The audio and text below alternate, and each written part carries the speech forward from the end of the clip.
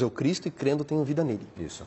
E ele começa a mostrar as rejeições que Jesus sofreu e que provavelmente os leitores do Evangelho estão sofrendo. Então, no capítulo 1, ele diz no verso 11 e no verso 12, veio para os seus... E os seus não receberam? Os judeus não receberam. O Evangelho de João não é antissemita, tá, pastor? É importante deixar isso claro. Mas ele é anti-judaico no sentido da representação dos líderes. Para Natanael, no capítulo 1 ainda, ele diz: eis um verdadeiro israelita, não um verdadeiro judeu, em quem não há dolo. Então, ele não é antissemita, mas ele está contra a posição dos líderes judaicos que rejeitaram Cristo. Então, no 1 ele diz, veio para os seus não o aceitaram. Mas todos que o aceitaram, lhes deu o poder de serem feitos filhos de Deus, a saber, os que creem em seu nome, que não nasceram da carne, nem do sangue, mas da vontade. Uma vez que os seus o rejeitam no 1, onde é que Jesus realiza o primeiro milagre da sua vida, do seu ministério? Em Caná da Galileia. Galileia era considerada terra de gentil. E quando ele realiza, ele transforma a água no puro suco da vinha, tirado das talhas. As talhas eram usadas para purificação. Se era uma festa, eu imagino o judeu chegando e dizendo ao servo, cadê as talhas para eu me purificar? Não tem mais água, é longe buscar água. Mas o que aconteceu com a água? Jesus transformou a vida da água para o vinho, literalmente. Ou você entra para participar da festa, porque tradições humanas não salvam. Vou ficar fora da festa. Tem toda uma mensagem ali. No 3, Nicodemos, o representante do judaísmo, procura a noite e o nega. Não o aceita naquele momento. Não. Mas no 4, que é o nosso foco aqui, uma samaritana, uma mulher, o aceita à luz do dia. Imediatamente. Imediatamente. Agora, como ocorre a salvação através desse Cristo na vida dela? O capítulo 4, eu vou resumir, pastor. Ele começa especialmente a partir do versículo 7. Jesus para ali no verso 6, junto à fonte de Jacó. E no verso 7, Jesus diz, dá-me de beber. Depois ela diz, como sendo tu judeu, peço de beber a mim, que sou mulher samaritana. Ele diz, se você conhecesse quem eu sou, lhe pediria, lhe daria água da vida. Ela diz, me dá dessa água para que eu não precise mais ir buscar. Ele diz, chama teu marido. Ela diz, não tem. Ele diz, você teve 5, o 6º não é seu. Tem toda uma discussão.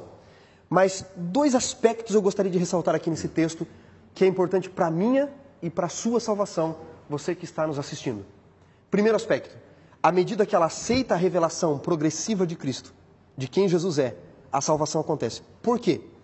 Quando ela vê Jesus, Jesus é um estranho, parado junto ao poço. Quando ele abre a boca, ele deixa de ser um estranho e passa a ser um judeu odiado. Como sendo tu judeu, diz ela, pedes de beber a mim.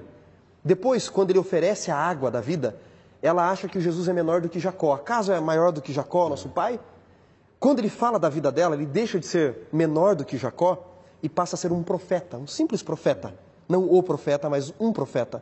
Depois ele passa a ser o Messias dos judeus, ela diz, depois eu sei que o Cristo há de vir. E no verso 42 ele passa a ser o Salvador do mundo inteiro. Perceberam? Ele é um estranho, um judeu odiado, menor do que Jacó, um profeta. Ele é o Messias dos judeus e termina o verso 42 com o povo declarando, ele é o Soter tu cosmum, uma expressão digna a César na época. César era recebido dessa forma nas cidades. Está dizendo que Jesus é o verdadeiro rei. Então, à medida que Jesus se revela, é progressivo, e ela aceita essa revelação, o que acontece? A salvação aparece ou ocorre na vida dela e de todo o povo. Por isso, conhecer do capítulo 17 é importante. Mas não é autossalvação, autoconhecimento, gnosticismo. É salvação que vem do alto. Não há autoconhecimento, mas o conhecimento que vem do alto, que ele nos dá. Agora, é muito interessante notar que o apóstolo João coloca em contraste aqui 2 figuras, né? A figura de um homem, no capítulo 3, com um nome, e a figura de uma mulher, no capítulo 4, sem um nome, né? Exato. Quer dizer, um homem e uma mulher, alguém conhecido, alguém desconhecido, um homem que tem um status social, um status religioso, uma mulher que não tem status social e muito menos religioso. Como é que João consegue jogar com esses exemplos, né, para alguém que demora a aceitá-lo, alguém que o aceita e já sai fazendo o trabalho missionário? Primeira missionária que a gente conhece. O que João está querendo dizer ao mostrar que uma pessoa estranha, aparentemente de um coração duro, aceita o Evangelho? O que João está querendo dizer com isso? Por que quem deveria aceitá-lo demora 3 anos e quem aparentemente seria duro, imediatamente atende o chamado da salvação? João resume na vida da samaritana que não é os que são nascidos da carne que são filhos de Deus. Não existe pedigree religioso. Talvez alguém esteja nos assistindo, pastor, e não tem família nenhuma que crê em Deus, que não crê em nada, é o único cristão da sua casa e pensa assim, eu não tenho um histórico religioso, como pode Deus me abençoar, me ajudar? Para Deus não conta pedigree religioso, não conta o nosso sangue que nascemos, mas o sangue de Cristo. Agora, João trabalha com arquétipos literários, que a gente chama, né? Imaginários presentes, o homem, a mulher, um bem exaltado na sociedade, outro não. E, na minha opinião, ele está trabalhando um contexto imaginário do Antigo Testamento muito presente na mente dos judeus e dos samaritanos, que liam o Pentateuco. Por quê, pastor? Note, esse é o segundo aspecto da riqueza desse texto. No Antigo Testamento, os principais e mais famosos casamentos aconteceram junto a um poço. Em Gênesis 24, Gênesis 29 e Êxodo 2, ocorreram o casamento de Isaac e Rebeca, Jacó e Raquel, Moisés e Zípora. E como é o arquétipo, a estrutura literária descrita? É assim, um homem sai da sua terra, portanto ele é um estranho naquela terra, ele para junto a um poço, ele tem sede, vê uma moça daquela terra, ele pede, dá-me de beber, a mim, aos meus animais, ela aceita lhe dar a água, ele faz o pedido de casamento, ela vai até o seu povo, os seus familiares, eles vêm até ele e o pedido de casamento é aceito. Assim foi Isaac e Rebeca, embora Eliezer fosse buscar. Jacó e Raquel, Jacó e Raquel.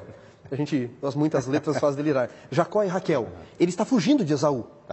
E ele é um estranho junto à terra, ele para junto a um poço, uma moça daquela terra, ele está com sede, ele pede a água, tem uma briga pela água, ela aceita lhe dar a água, ele faz o pedido de casamento, ela vai até o seu povo, Labão vem até Jacó e é feito o pedido e aceita-se o casamento.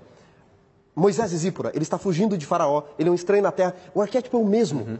Olhem como se descreve Jesus e a samaritana. Ele é um estranho na terra, ele não é samaritano, ele para junto a um poço, ele tem sede, dá-me de beber. Vem uma moça daquela terra, ela aceita lhe dar água porque o texto diz que ela deixou o pote. Ele faz o pedido de casamento para ela, ele pede ela em casamento.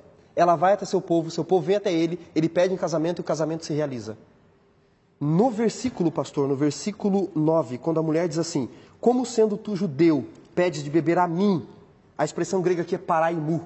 Só que paraimu rege o caso genitivo, que traz uma ideia de lugar, de saída. Então, a melhor tradução é, como sendo tu judeu, paraimu, pedes de beber junto de mim, comigo. Ela achou que Jesus pediu ela em casamento. Por quê? Porque casamento acontecia junto ao poço. E por que Jesus é ambíguo na sua frase? É óbvio que Jesus não quer realizar o casamento como a gente conhece. Porque casamento na Bíblia é salvação. É um dia que para os noivos é o Yom Kippur. É o dia da expiação.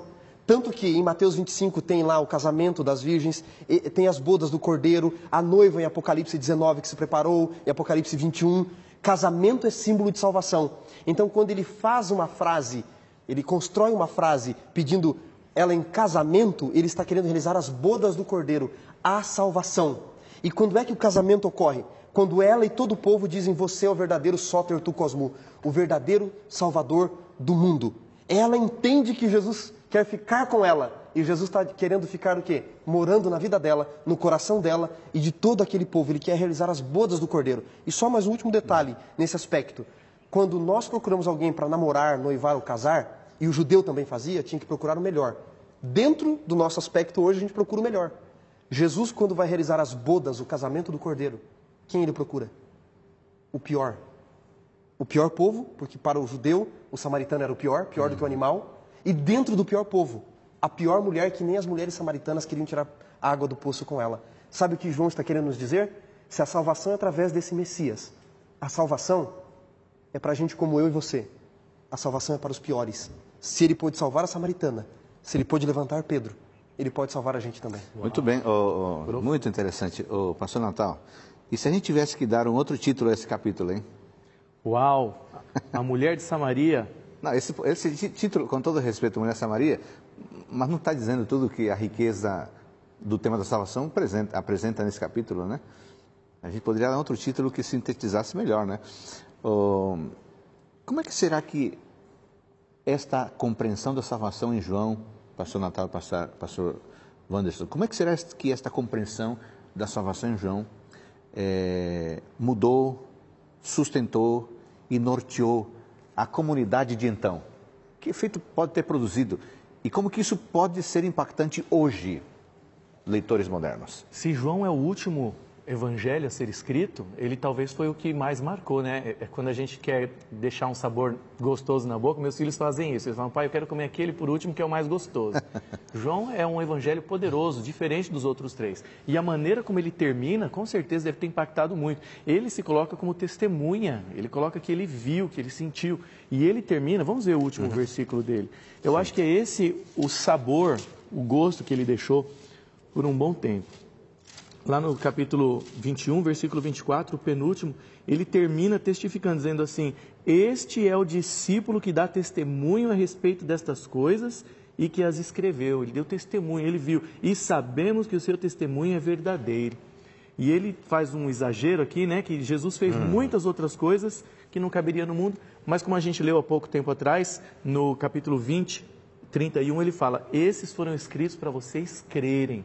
Então eu tenho certeza que mudou muito a comunidade da época. E tem um aspecto a mais, pastor, porque se é o último livro e o último evangelho, esse público, eles não tinham, com exceção de João, não tinham conhecido Jesus, os leitores não tinham tocado nem sido tocados fisicamente, e com exceção de João, não conheciam nenhum outro, talvez, que tivesse tocado em Jesus. E muitos já estavam questionando por doutrinas gnósticas que já estavam surgindo, se Jesus era Deus mesmo ou não, se ele aparecia em forma de espírito ou não. Quando João relata os 7 sinais para que creais, dos 7 sinais que são o milagre na boda de Caná, o capítulo 4, verso 46, a cura do filho do oficial do rei, capítulo 5, o paralítico junto ao tanque de Betesda. Aí você tem no capítulo 6, andar sobre o mar, multiplicação de pães e peixes. No 9, a cura do cego. E no 11, a ressurreição de Lázaro, 7 sinais. Desses 7, 4 são curas pessoais, que é o filho do oficial do rei, 4,46, doente em Cafarnaum, a cura do paralítico no capítulo 5, a do cego no 9 e a ressurreição de Lázaro. São curas, milagres, sinais pessoais. Em nenhum deles Jesus põe a mão. Em nenhum deles. O coxo junto ao paralítico, junto ao tanque de Betesda, aquele coxo, ele diz assim: levanta-te, toma teu leito. Ele nem ajuda. O cego no capítulo 9, embora ele unte os olhos do cego, ele só passa a enxergar quando ele crê na palavra e vai até o tanque de Siloé, que significa enviado, não é? E o capítulo 11 diz que quando ele vai recitar Lázaro, ele tem que dizer Lázaro. Muitos teólogos dizem que ele tem que especificar Lázaro, para que o poder da palavra não ressuscite todos. Ou seja, João está dizendo o seguinte: se você nunca viu Jesus, nunca tocou nele, não tem problema. Esses milagres aqui não teve toque. Foi o poder da palavra. O poder da palavra é tão eficaz quanto o poder do seu toque. Você nunca tocou em Jesus? Nunca foi tocado fisicamente? Você tem a palavra. É isso que ele está dizendo para os leitores. E é por isso que a palavra tê-la e compreendê-la é tão importante, né? Exato. Bom, esse evangelho é espetacular. E eu fico imaginando que o escritor, um jovem discípulo, teve tanto tempo para pensar no que viu e para selecionar especificamente o que escreveria, né? E o que temos como resultado é um evangelho tão rico e tão tocante. Muito obrigado, pastor Wanderson, pastor Natal, por nos ajudarem a compreender a riqueza teológica do evangelho de João. E você, qual é o seu livro preferido? Leia o evangelho de João com os olhares que nós apresentamos aqui. Você será abençoado e você também, com a mulher samaritana, experimentará pessoalmente a salvação. Obrigado por sua companhia no programa Teólogos.